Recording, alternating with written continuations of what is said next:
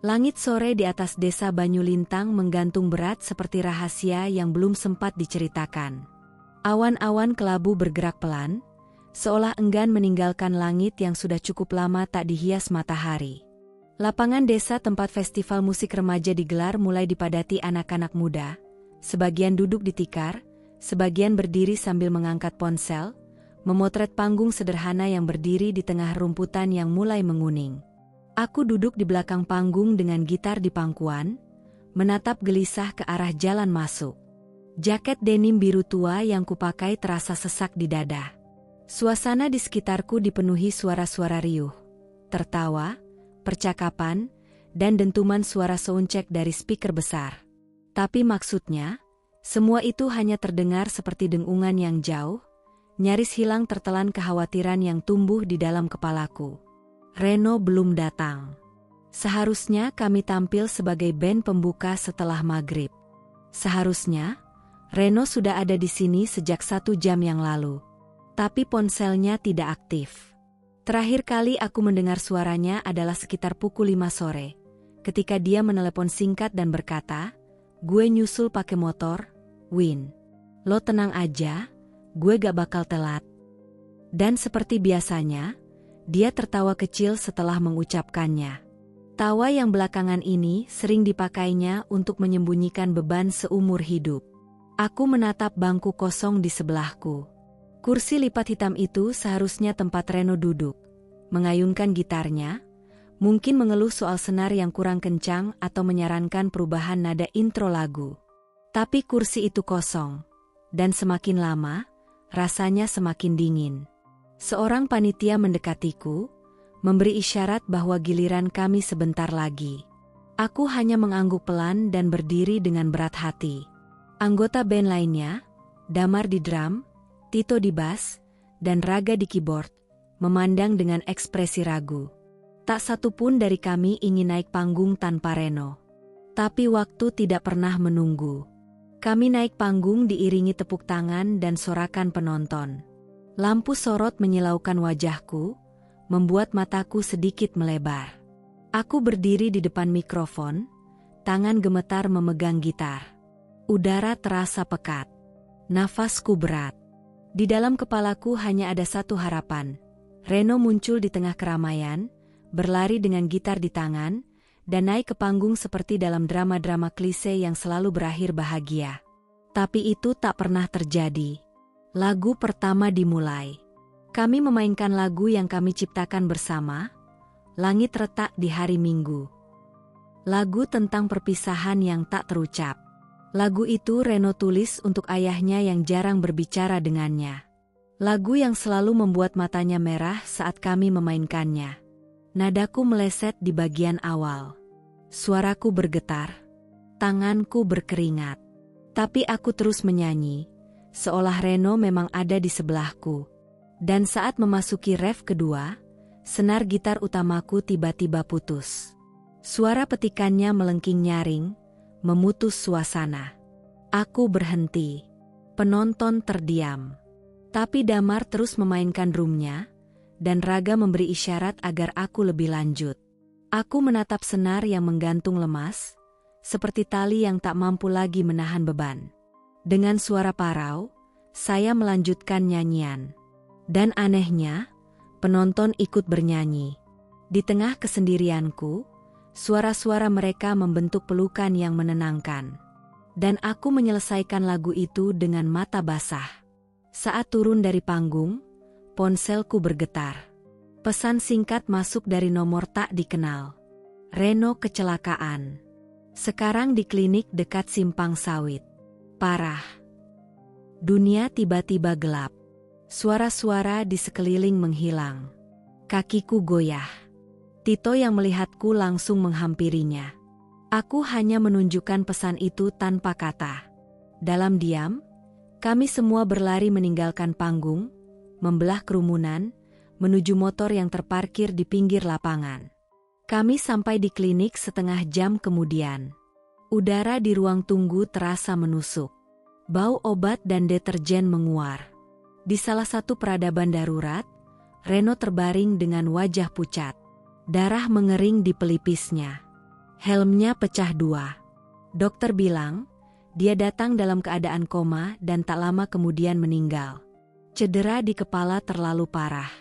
Aku berdiri di ujung kasur itu, memandang wajah sahabatku yang masih terlihat seperti sedang tidur. Tapi tubuhnya dingin. Dan tangan, yang dulu piawai memetik senar, kini kaku seperti kayu. Di saku jaketnya ditemukan pik gitar warna merah, warna favoritnya.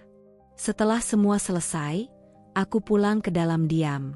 Di kamarku, kutaruh gitar Reno di sebelah tempat tidur. Aku duduk memeluk lutut, mendengarkan suara jangkrik dari luar. Dan saat aku mulai tertidur, sesuatu terjadi. Suara ketukan pelan terdengar dari jendela. Tok, tok, tok. Aku membuka mata. Jantungku berdetak keras.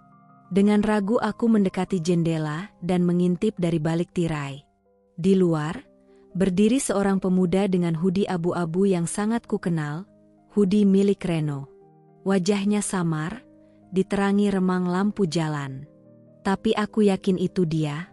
Dia berdiri kaku, lalu perlahan mengangkat tangan dan melambai. Senyumnya tenang, tapi matanya kosong. Aku menahan napas. Mulutku terbuka, tapi tak ada suara yang keluar. Ketika aku membuka pintu dan berlari ke halaman, aku sudah tak sadarkan diri. Yang tersisa hanyalah hawa dingin yang menusuk dan daun-daun bergoyang tanpa angin. Dan di malam itu, untuk pertama kalinya, aku sadar, Reno belum benar-benar pergi. Atau mungkin, dia memang belum siap pergi. Setelah malam penampakan itu, kehidupan tak pernah lagi benar-benar tenang. Siangku berjalan seperti biasa. Berangkat sekolah, belajar, bermain band. Tapi malam selalu menjadi lorong yang panjang dan dingin, di mana bayangan Reno berdiri di setiap sudut rumah. Buku sempat berkata aku terlihat pucat dan lelah. Tapi aku hanya tersenyum kecil dan bilang sedang banyak pikiran.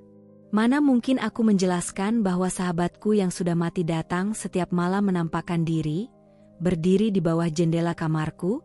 Aku mencoba mengabaikannya. Tapi takdir, rupanya, belum puas mengaduk-aduk hatiku. Beberapa minggu setelah pemakaman, teman-temanku, Damar, Raga, dan Tito, datang ke rumah dengan ide aneh. Kita bersihin loteng, Win. Siapa tahu bisa kita pakai latihan lagi, kata Tito sambil menunjuk ke atas. Loteng rumahku memang sudah lama tak dipakai. Dulu tempat itu adalah surga kecil kami. Di sanalah Reno pertama kali menulis lagu, Langit Retak, sambil ngemil gorengan dan curhat soal keluarganya. Kami naik ke loteng siang itu, membawa sapu, kain pel, dan bola plastik. Loteng itu sempit, hanya memuat 5 orang berdiri tegak. Debu bertebaran seperti kabut, dan sarang laba-laba menggantung di setiap sudut. Sebuah jendela kecil di sisi barat menghadap langsung ke pohon nangka yang menjulang tinggi. Cahaya masuk tipis, menciptakan siluet dari bayangan kami. Setelah sekitar setengah jam membersihkan, suasana mulai cair.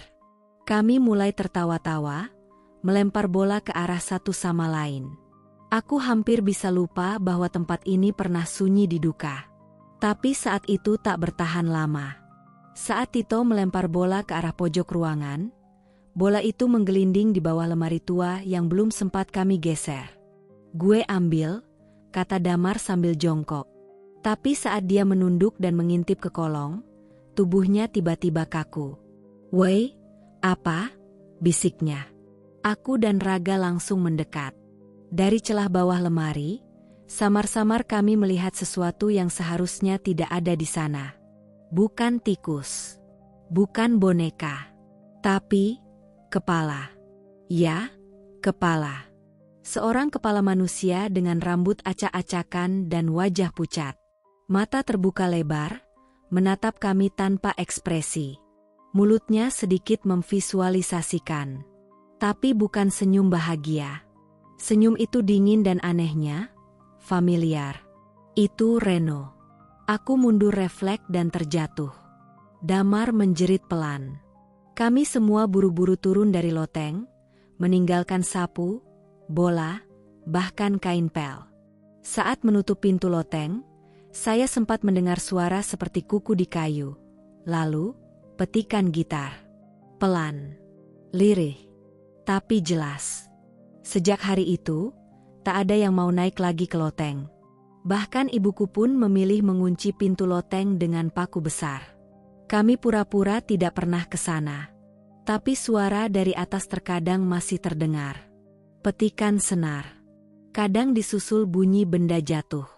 Loteng itu seperti menyimpan sesuatu yang ingin bicara, atau mungkin ingin bermain musik bersama lagi. Beberapa hari kemudian, saya memutuskan pergi memancing ke sungai belakang desa.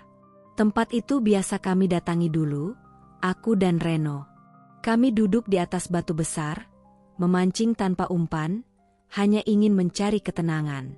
Reno selalu membawa gitar kecil dan menyanyikan lagu-lagu Nirvana atau Radiohead sambil sesekali menontonku, karena belum bisa main kunci F. Sungai itu tampak biasa saja pada hari itu. Airnya bening, alirannya tenang. Aku duduk di batu yang sama, dengan celana pendek dan kaos lonjong, melingkari kaki ke udara. Udara sekitar lembab dan sejuk. Hanya suara serangga dan sesekali burung yang terdengar. Tetapi ada yang berbeda. Setelah beberapa menit memancing, aku mulai mencium bau aneh. Bukan bau tanah basah atau air sungai biasa. Tapi bau salah. Bau darah. Semakin lama, baunya semakin kuat, menusuk hidung, membuat mual. Aku memeriksa kail pancing. Tak ada ikan. Tapi udara di sekitarku mulai tampak keruh. Seperti ada sesuatu yang mengaduk lumpur di dasar. Lalu aku melihatnya. Di dasar sungai, di antara aliran air yang mulai menggelap, ada sepasang mata. Mata manusia. Mereka menatap lurus ke arahku, dari balik riak udara. Aku terperanjat dan hampir kehilangan keseimbangan. Dan pada saat itu, sesuatu muncul dari permukaan. Sebuah sosok, terbungkus kain putih, basah kuyup. Pocong. Ia mengambang di permukaan udara, diam. Kain kafannya kotor, mengelupas di beberapa bagian, menampilkan kulit pucat kehijauan. Wajahnya tertutup, tapi aku tahu siapa itu. Aku bisa merasakannya di dadaku. Aku mundur perlahan. Kaki gemetar. Lalu sosok itu tenggelam begitu saja. Tanpa suara. Tanpa percikan. Seolah-olah udara membuka dirinya untuk menelan kembali makhluk itu ke kedalaman. Aku lari pulang, memanggul pancing tanpa sempat menggulung benangnya. Malam itu, ibuku memberitahuku bahwa Ibu Reno datang dalam keadaan normal. Ia duduk di ruang tamu kami sambil memegang foto anaknya, menangis, dan berkata, dia manggil saya, minta maaf, katanya dia masih di luar, kedinginan. Aku hanya bisa diam. Dalam pikiranku, potongan-potongan kejadian itu berserakan. Kepala di loteng, bau darah di sungai, dan wajah Reno di jendela. Semua seperti petunjuk yang ingin menyampaikan sesuatu. Tapi aku belum bisa menyusunnya menjadi satu makna. Malam itu, aku menatap langit dari balik jendela kamarku. Awan-awan berat masih menggantung. Tapi di kejauhan, ada celah kecil tempat bintang pertama mulai terlihat. Dan aku mulai berpikir, mungkin Reno belum tenang karena ada sesuatu yang belum selesai. Sesuatu yang harus aku bantu selesaikan. Dan untuk itu, aku harus siap menghadapi hal yang lebih dari sekadar penampakan. Sejak kejadian di sungai dan rumah, aku merasakan seumur hidup seperti satu lagu yang macet di tengah ref, terus berulang, tanpa ujung, tanpa penyelesaian. Hari-hariku berlalu seperti biasa di mata orang. Tapi di dalam, hatiku selalu waspada. Karena aku tahu, Reno masih ada. Belum pergi. Belum benar-benar tenang. Suatu sore, hujan turun tanpa aba-aba. Angin meniup jendela kamarku dengan suara melengking. Aku sedang berusaha tidur siang saat suara ketukan terdengar lagi. Tok, tok, tok. Kali ini bukan dari jendela, tapi dari pintu kamar. Aku membuka mata perlahan. Tidak ada siapa-siapa di balik pintu. Tapi ada sesuatu di lantai. Sebuah kertas, basah dan sedikit sobek. Aku mengambilnya perlahan, dan mataku terpejam pada tulisan tangan yang samar-samar memudar. "Ma, maafin aku.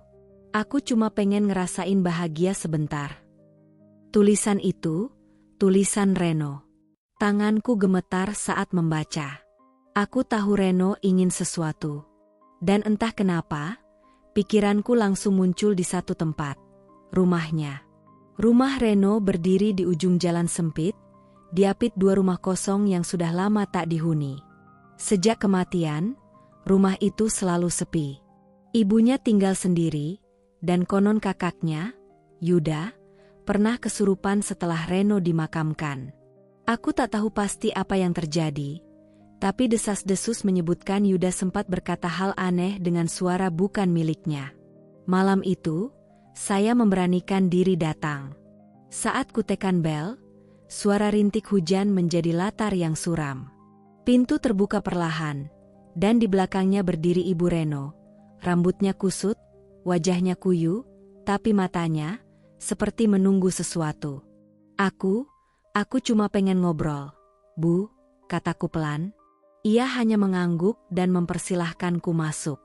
Di ruang tamu, suasananya dingin. Tak ada TV, tak ada suara.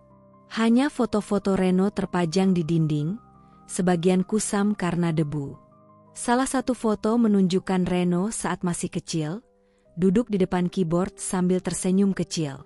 "Tadi malam dia datang," ujar Ibu Reno tiba-tiba, suaranya parau. Aku menoleh. "Datang? Maksud Ibu?" "Dalam mimpi. Tapi rasanya nyata." Dia berdiri di kamar, nangis, bilang dia menyesal. Katanya dia bukan anak baik. Katanya dia pengen dimaafin. Aku setuju. Sekujur tubuhku merinding. Semua yang kuduga, perlahan menjadi nyata. Belum sempat aku menjawab, suara dari lantai 2 menggelegar. Seperti ada yang menjatuhkan meja. Lalu teriakan. Suara laki-laki. Dan tiba-tiba, tubuh Yuda berlari turun tangga dengan mata melotot dan mulut terbuka lebar. Seperti menghirup udara dengan rakus. "Aku dingin, Bu, aku dingin." Suaranya lirih, tapi bukan suara Yuda. Itu suara Reno. Aku berdiri berbaring. Jantungku berdegup cepat. Yuda tersungkur di lantai, macet. Matanya menatap ke arahku, tapi terlihat kosong. Aku berlutut di sana. "Ren, kamu kenapa?" Bibir Yuda bergerak pelan. "Gue cuma pengen dia bilang maafin. Gue cuma pengen dia tahu, gue sayang sama dia." "Siapa?" tanyaku sambil berbisik. "Mama." Dan tiba-tiba, tubuh Yuda membeku hebat. Ibu Reno berlari mendekat dan memeluk anaknya. Tangisnya pecah di malam yang dingin itu. Ia memeluk erat Yuda, dan dengan suara bergetar berkata, "Mama maafin kamu, Nak. Mama maafin semua." Saat itu juga, tubuh Yuda teringat. Perlahan-lahan ia jatuh tertidur di pelukan ibunya, seolah-olah seluruh beban di punggungnya telah hilang. Aku menatap mereka berdua. Di ruang tamu yang diselimuti cahaya lampu kuning, aku melihat sekelebat sosok berdiri di dekat tangga. Reno. Dia tersenyum kecil padaku. Wajahnya bersih. Pakaiannya berwarna putih. Dan di tangannya, ia memegang pik gitar merah kesayangannya. Sebelum ia benar-benar menghilang, ia mengangguk pelan. Sebuah perpisahan terakhir. Sebuah ucapan terima kasih yang tak pernah terdengar, namun terasa hangat di dalam hati. Beberapa bulan berlalu. Aku dan teman-teman mulai bermain musik lagi. Tapi kali ini, tanpa alkohol, tanpa gaya sok dewasa.